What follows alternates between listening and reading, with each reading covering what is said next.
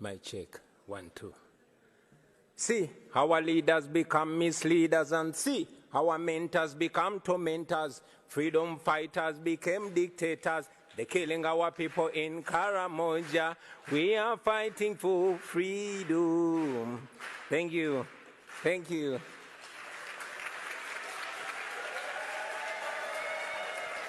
Thank you. Thank you very much. Thank you for the opportunity to share my story, which also represents the story of very many Ugandans that have endured human rights violations for the last 36 years. I never intended to get into politics, and neither did I pay much attention to the political space until my personal consciousness was awakened rudely by my personal humiliation at the hands of a security operative. I'm a musician, and in 2005, I was the hottest artist in town, singing about parties and girls and money. And so, like any other 23-year-old who is successful, I went out and bought a big fancy car, a Cadillac Escalade with spinning wheels and a personalized number plate, Ghetto. One day, I was at a nightclub in Kampala when a security operative pulled me out of my brand new car, slapped me in the face, and put a gun on my head. And he asked me, "Yo, why are you showing off? Don't you know that this country has owners?" I drove away humiliated, and this horrible feeling was all over me, a feeling of you deserved it. Because he was right, I thought I was safe as a celebrity, partying with the rich and powerful military generals, whining and dining with them. But I did not know that it didn't change the reality that I was just a boy from the ghetto, and that I would not be free from their oppressive rule until everyone in Uganda was free. That incident reminded me of the humiliation that many Ugandans faced every day. I couldn't forgive myself for having allowed my temporary and deceptive comfort and elevation from society to blind me from the plight of my fellow disadvantaged people. And I decided on that day that moving forward, I would be a voice of social justice. For 36 years, Uganda has been under the rule of General Yoweri Museveni. More than 85% of Ugandans have never seen another president in their lifetime.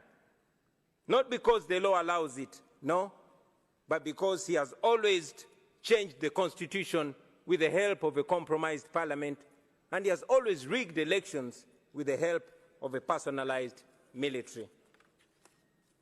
But regardless of all this, the Western world continued to tolerate and enable General Museveni because he is considered a useful dictator, good for regional security and national stability, even if he bends a few rules. But that's not true.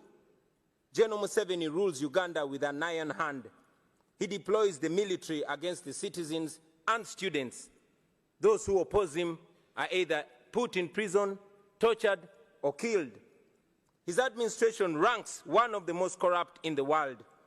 His family members and henchmen have plundered our nation at the expense of healthcare, education, and other social services.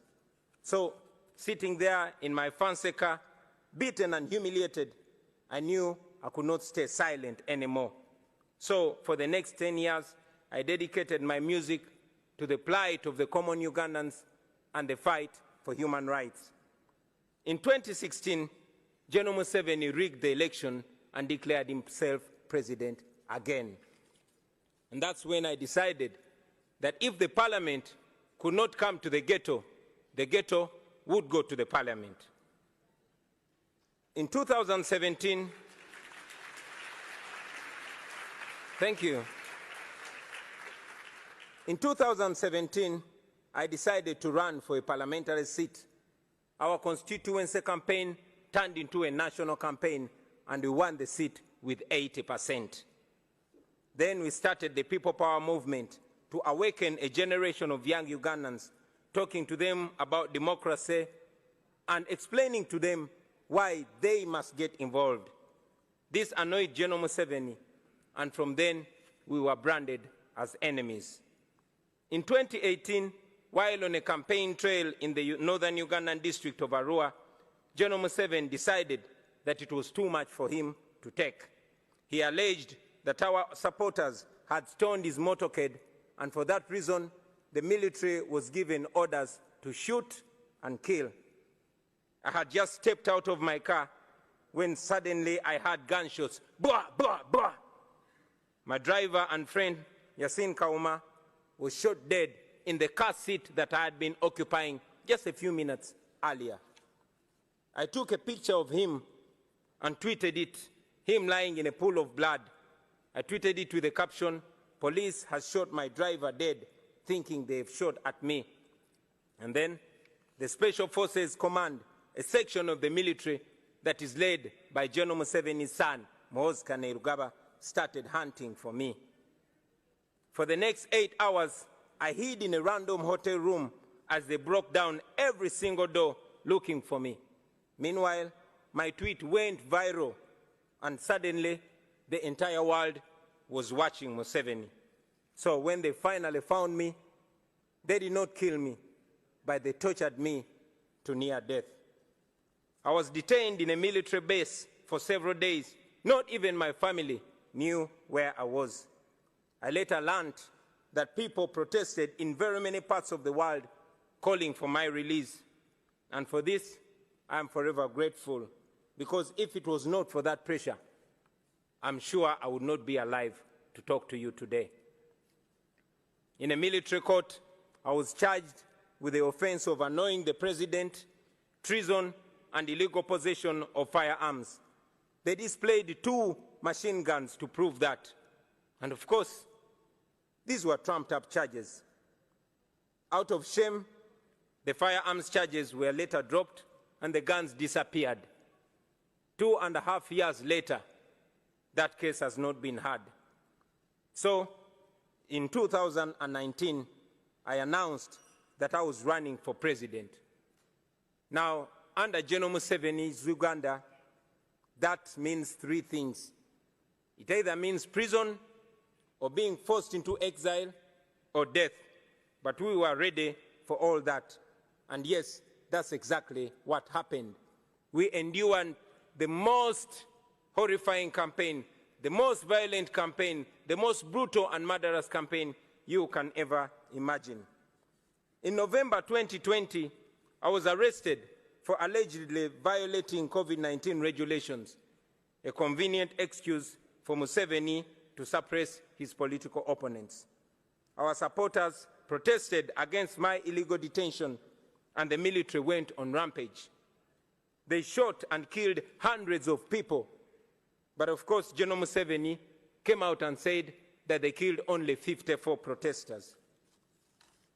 Thousands were arrested, and instead of the accountability for the massacre, General Museveni came out and praised the military for a job well done.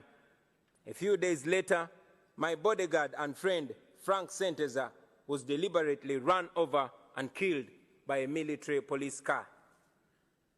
Thousands of our supporters were then abducted by security operatives in unmarked vehicles called drones in Uganda. And as I speak to you right now, many are still missing, while others are still in illegal detention, simply for supporting me and our party. Those who were lucky to return, they came back with severe torture marks and horrifying stories. Stories of eyes and fingernails plucked out. Stories of men being castrated and women being raped in detention. But we never gave up, and we will never give up.